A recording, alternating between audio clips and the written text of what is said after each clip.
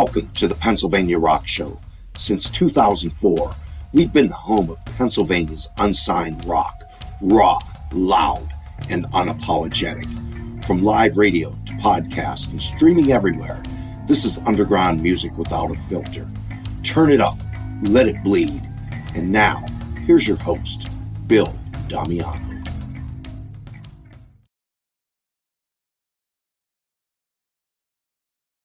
Welcome to Pennsylvania Rock Show, episode number 818.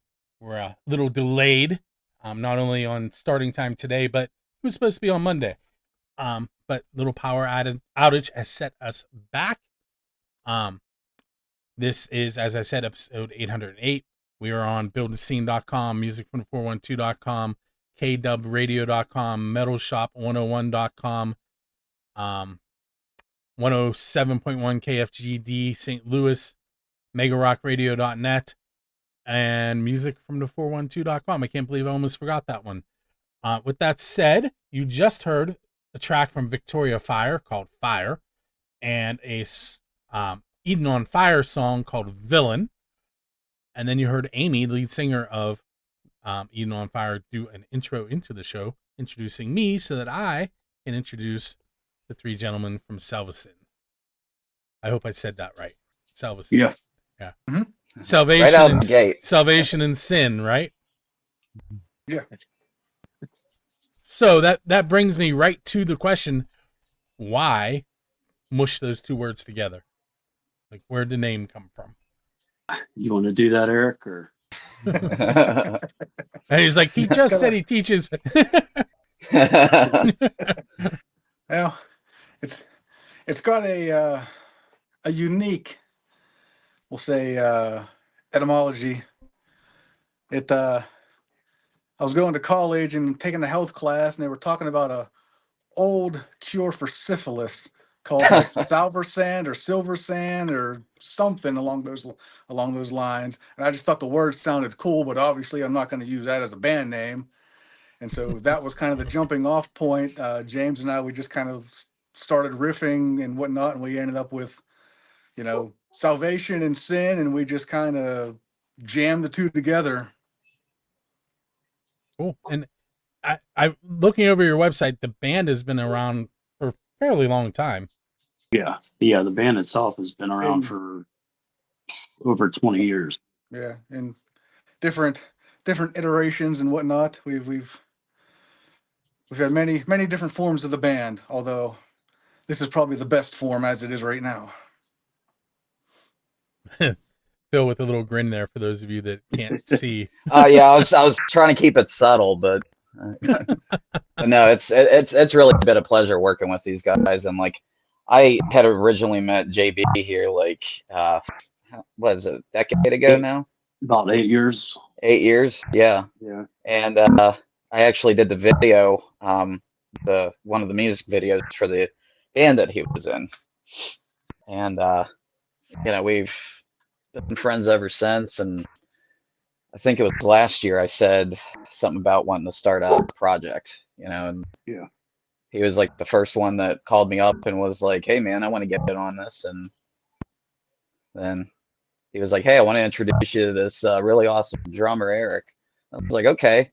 Yeah, he's like 2 hours away from you though. I was like, that's all right. If we work out, I'll make the drive.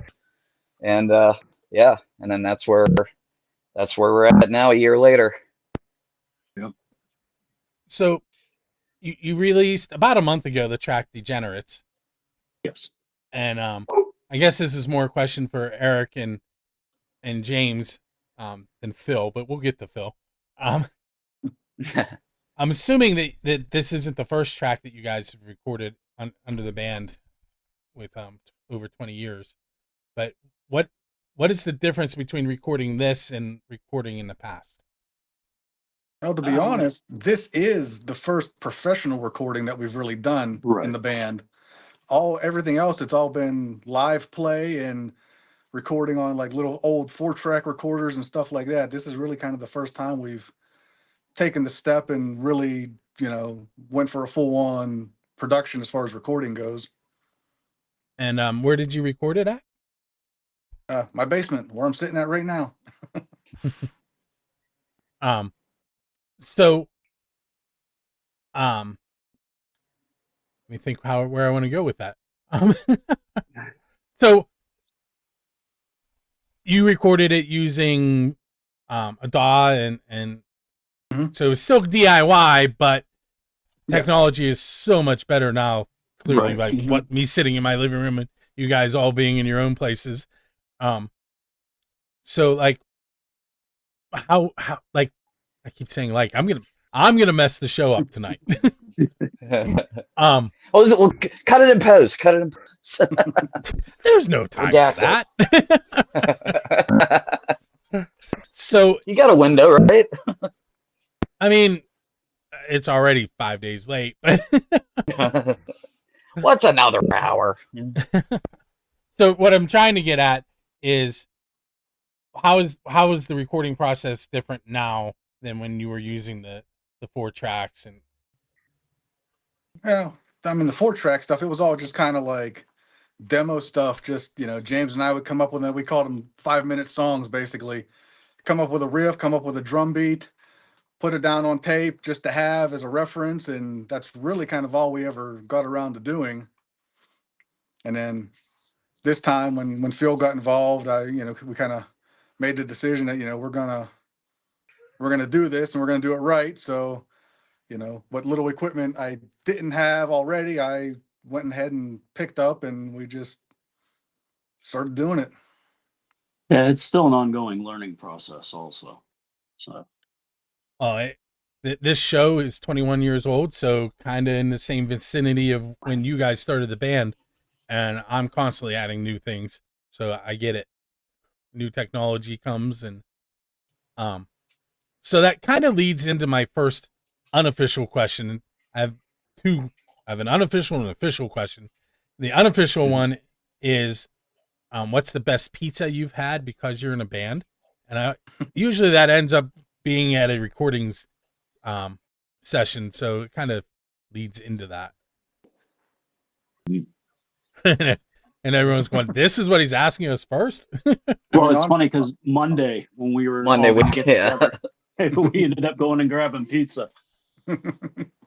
Yeah, honestly, when we're doing a recording session, we're kind of all business. Yeah, I bring a couple energy bars. That's about it. Yeah, I do energy bars, tea, water. No sugary things. Like, yeah, I mean, and we're all, pretty much sober from alcohol and everything. So, yeah, we just, whenever we get into the recording mode, we do it, and it's been such a wonderful process, though. It really has. Like, the collaboration between us is, you can definitely hear it in the songs and what we produce. So, Degenerates has been released. Do you have other stuff in the bucket ready to go?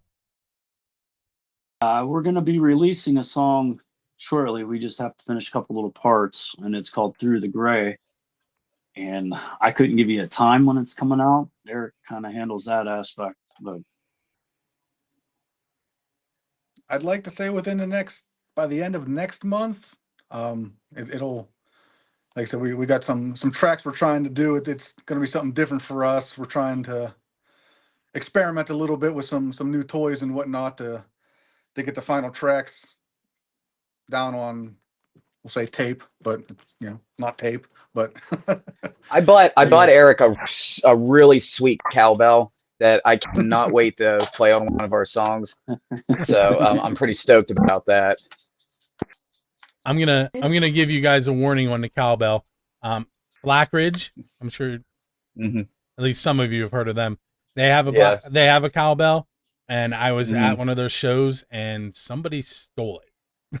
No. So keep an eye on the cowbell. Absolutely, I'm gonna have that thing attached to me. Put an air tag on it. All right, so we're gonna take our first break. That went really fast, right? Yeah, that was pretty painless. So we're going to listen to Degenerates. We're also going to listen to Awaiting Abigail and their track Left Out. And we'll be right back with SALVASIN.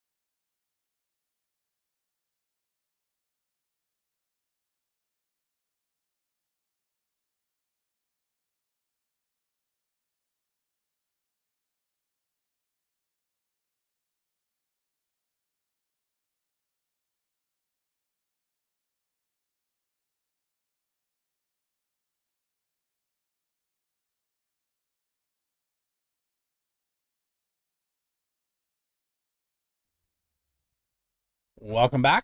We're heading into segment number 2 of episode number 818 of the Pennsylvania Rock Show. With me tonight, if you're just joining us, it's SALVASIN. We got a little bit of insight into the band, and they didn't throw any pizza names at me, but we're gonna ask the official question, which might be a little easier, and that is, who is your Dave Grohl? And by that I mean, what band do you want to go up on stage with and perform one of their original songs? Mine would probably have to be Monomoth. I'll go up there and play some Viking metal.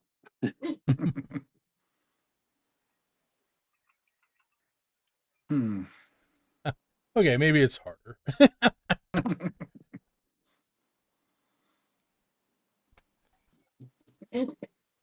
I had to say anything Stone Temple Pilots, honestly. Yeah, I gotta be honest. I'm not a big cover person. I mean, I can, do the generic, throw out a Metallica or Guns N' Roses song or, something like that. But I don't know. I'm more of I'd rather just perform my own stuff. Yeah, I get that. What I'm asking is for an influence without asking for an influence. My earliest influences again would be Metallica, Guns N' Roses, 80s, 90s metal and rock. My grew up in a family of musicians, and one of my dad's biggest bands he liked to listen to was Kansas. I'm a big Kansas fan.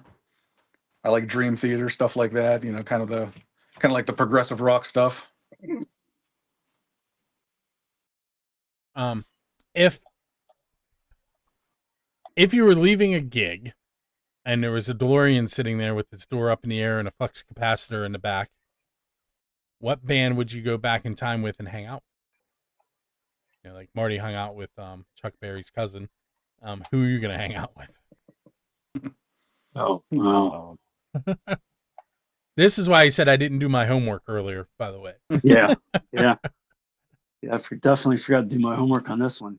So you're looking for a band that's no longer around? Well, I mean, I'll tell you what. I would go back and jam with Randy Rhoads. Yeah. Okay, that's a good call.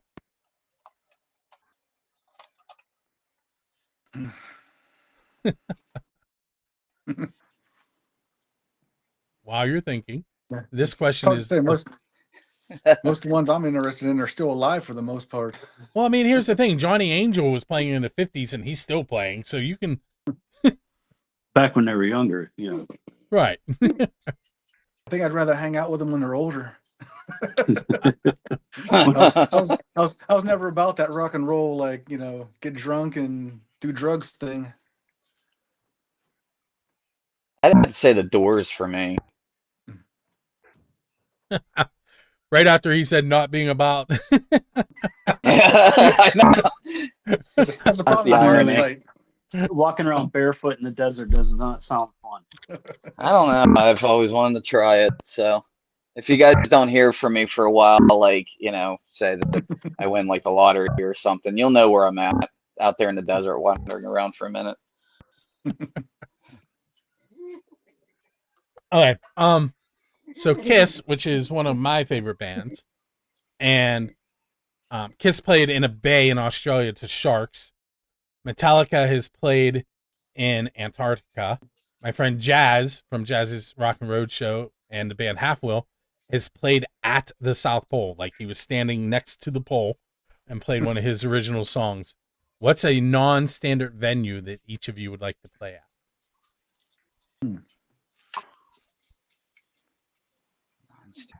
It'd be like Death Clock and say the Mariana Trench. That'd be sweet. I'm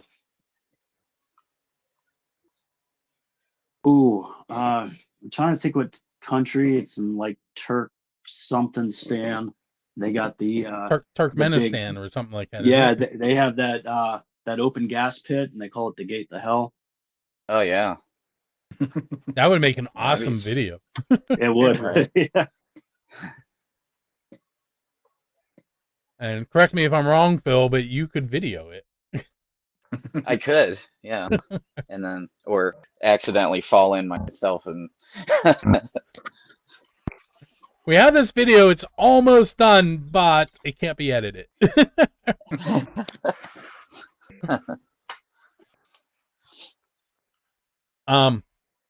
James, any thoughts? Or Eric, I mean, I'm sorry. Nah, I don't really got an answer for that one. Okay.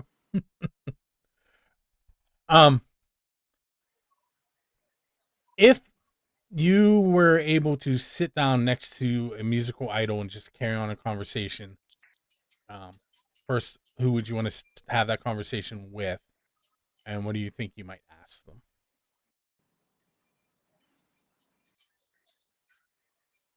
David Bowie for me. Yeah, well, what would you ask him? Haha. I would ask.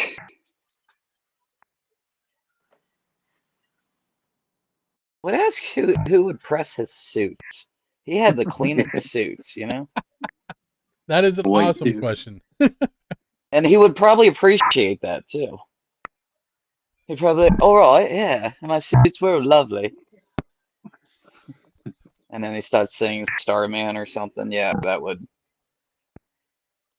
be the ticket. I don't know, I think maybe. for me, just because it's fresh in my mind, I was watching a YouTube video the other day on the, I don't know if you're familiar with the drummer named Simon Phillips. I'm not. He played in the band Toto for a while. He has Oh, his own yeah. thing called Protocol. He's played Mhm. with a myriad of different other bands and whatnot. And I never realized like just how much wealth of knowledge that guy has on recording, especially when it comes to recording drums. So sitting down with him and chatting would be very interesting. Absolutely. I think.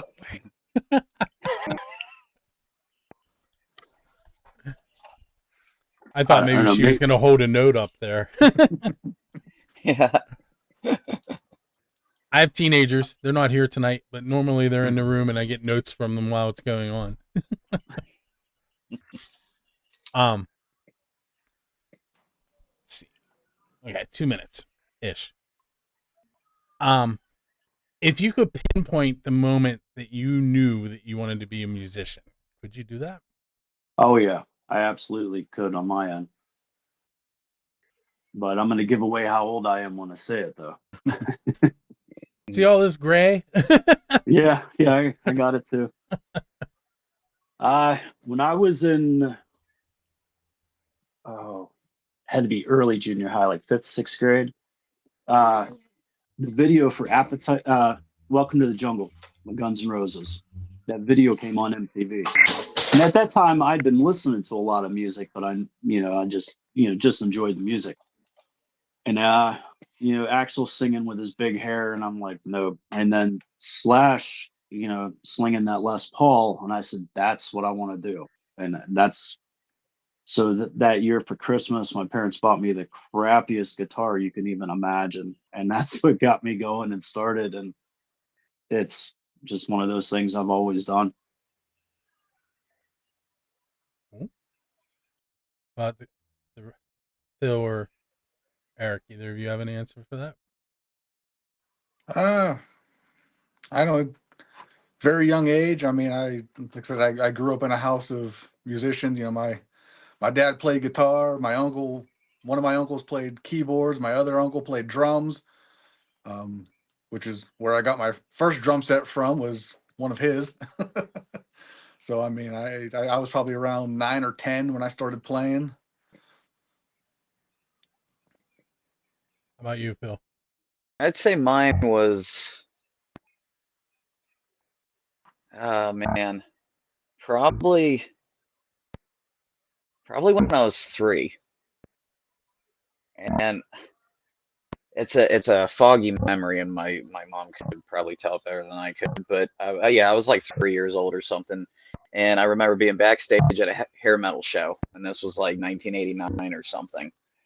And those guys, and I forget what band it was, but those guys were like the nicest dudes. And, you know, little 3-year-old me, like, looking up at him, like, whoa, you know, and then watch them go out on stage, you know, and do their thing. And I'm pretty sure that's where it was, like, imprinted on me. But when I really knew that, like, I wanted to play in bands and stuff was high school.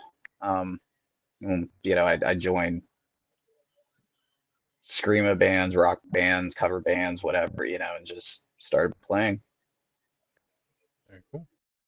We're gonna take our second break. We're gonna listen to Thoriaca and their song "Martyr of the Day," and Shattered and their song "Am I Godless." And we'll be right back on the Pennsylvania Rock Show.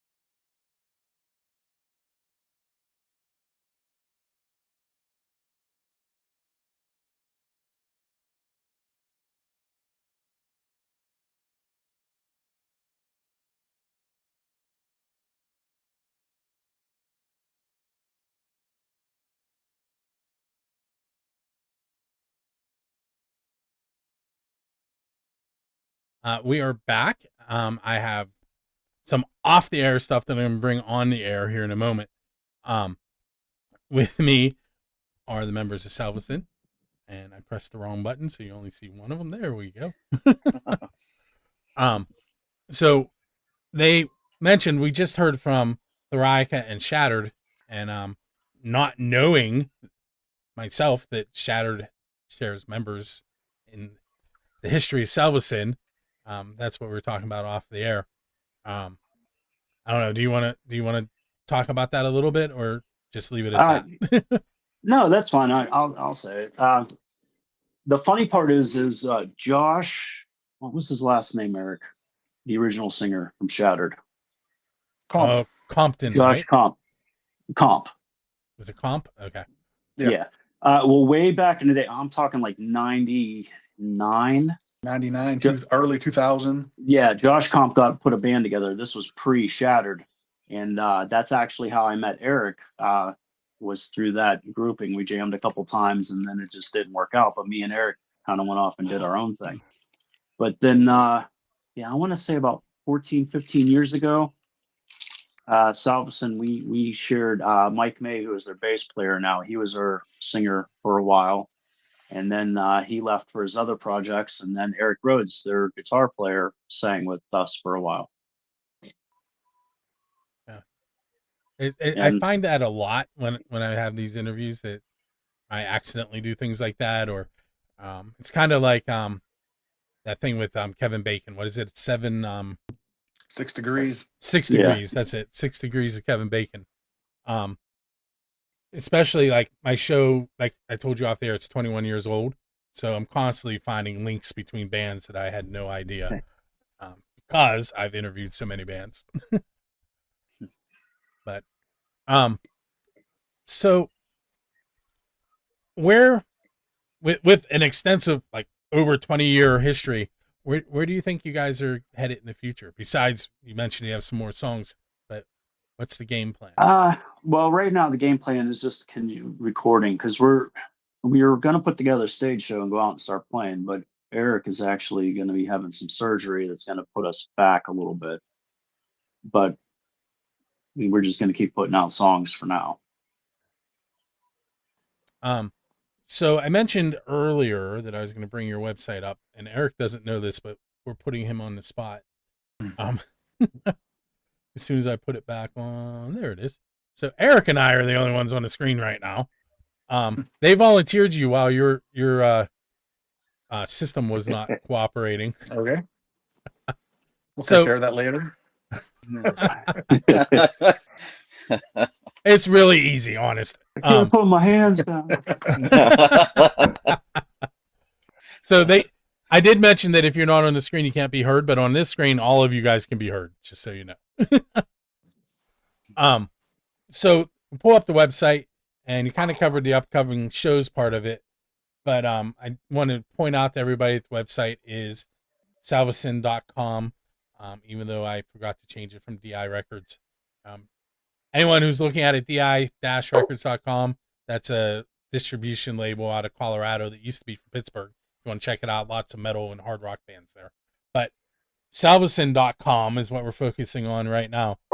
I'm going to click on the merch store and let you talk a little bit about that, since obviously we want to get some more money headed your way so you can keep recording. Yeah, we decided to throw up use a print on demand system instead of trying to, like, you know, we could go somewhere and like order dozens and dozens of t-shirts, but then we gotta, you know, be able to go out and sell them in person, and we got to keep so many sizes on hand and stuff like that. And to me, and once we start playing shows, we'll probably have a few things to take with us to sell in person. But to me, the print on demand was kind of the way to go. That way, anybody can go and buy one. You know, we don't have to keep inventory and stuff like that. And it seemed like the easiest and best way to go. Is it a drop ship situation? Like they order and it gets shipped directly from the manufacturer? Yes. Yeah. Cool. So that means it'll be quick too. Relatively. There's a little, it's not say as fast as an Amazon thing, because everything's print on demand. So like there's no physical inventory sitting there waiting to be shipped out. You order it, they print it, they ship it, you get it. So there's a little bit of time, you know, because like I said, they gotta do the whole printing and stuff like that. But now you're all back. Well, almost all of you are back up on the screen. Took about 2 weeks or so, I believe. Hey, that's not terrible. So what's the best way, once you guys are ready to get out and start playing? What's the best way for people to get a hold of you? Hit us up through the Facebook page. That's probably the best way if you don't have any of our personal contacts. So go ahead. I was gonna say, I know we have Phil. Didn't you say we have Instagram also? Yeah, I set up the Instagram page, and I think we were talking about getting a TikTok going, but I fought that one for a long time, and I recently got one. I mean, I post most of our SALVASIN stuff on mine also. Probably once we kind of get up and go and get a few shows under our belt and start to, you know, build up something, we'll probably, you know, put up a like an official SALVASIN email up on the website for people that need to, you know, try to contact us or something. Right. So there was one question that came in from the chat that I'm going to throw at you guys. The question is your opinion on the Beatles, and then in parentheses it says all of them. Does that include Yoko? No. What? So I'll be honest, the Beatles, I never really got into the Beatles that much. I mean, I respect them for what they are and what they did, but it was never really my kind of music. That's where I'm at, and I've said it many, many times on the show, and sometimes I hear about it. I mean, you can't deny what they did, but again, you know, just personally, just not my cup of tea as far as music I listen to. I don't mind the Beatles. Certain songs I really like. Other songs I just can't stand when I hear them. Probably mainly when they first came out, the real early '60s stuff. I just can't get into as much. I think what made them so big was that they were just kind of first at what they were doing with that. I don't know. They always said there's two kinds of people: Rolling Stones fans and Beatles fans, and I kind of lean more towards the Stones. I agree. That's where you're at too, Phil. So we're all kind of Yeah. saying we're glad they came along. They led to where we are, but not really our thing. Yeah. Pretty Okay, much. so the Beatles won't be sponsoring the show. So we have about 40 seconds left on my timer, and this is usually where I really put you on the spot and say, okay, you have 30 seconds to tell the world why they should listen to SALVASIN, and go. Just good hard rock music. Nothing. I mean, nothing pretentious. Just good solid rock. Yep. Good message. Good rock. Good times. Very cool. All right, so I want to thank you guys for hanging out and for coming back since Monday didn't work out for me. Yeah, of course. Thank you for having us. And yeah, I appreciate us having us on. So everyone head to salvasin.com, get a copy of Degenerates, and make sure you go out and support some local and unsigned bands this weekend. And that can be anything from sharing stuff on social media to buying merch to going to a show. There's so many ways to do it. Or creating a podcast and doing 818 episodes, right? That's a lot. With that said, we are going to head off into the evening. I have a couple more tracks for you. Actually, I have one more track for you. We're going to hear from Never Wake and their song The End, which is kind of fitting. And with that said, we will see you next week when I have Mimic on, which I'm going to let the cat out of the bag. Mimic was I'm using that word, was a cover band. They just released their first original track, and that's what we're going to be featuring next week. Thank you, guys. Thank you. Thanks. It is the end of the show, and that means it's time for me to spin the wheel and find out who Dressy Entertainment is giving 2 tickets to Burning Witches, Iron Brigade, and No Consequence on Tuesday, March 24th, Craft House Stage and Grill. If you do not win, but you want to go, those tickets range from $25.15 to $41.15. It is an all-ages show. The doors are at 6 p.m. The show is at 7:30 p.m.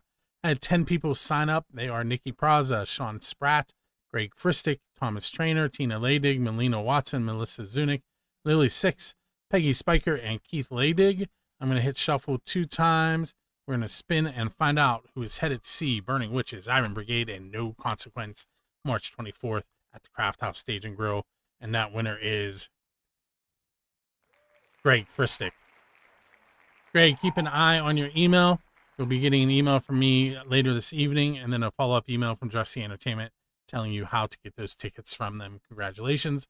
And once again, head to musicfrom412.com/contest to see the other contests that are available through Dressy Entertainment on behalf of Music from the 412.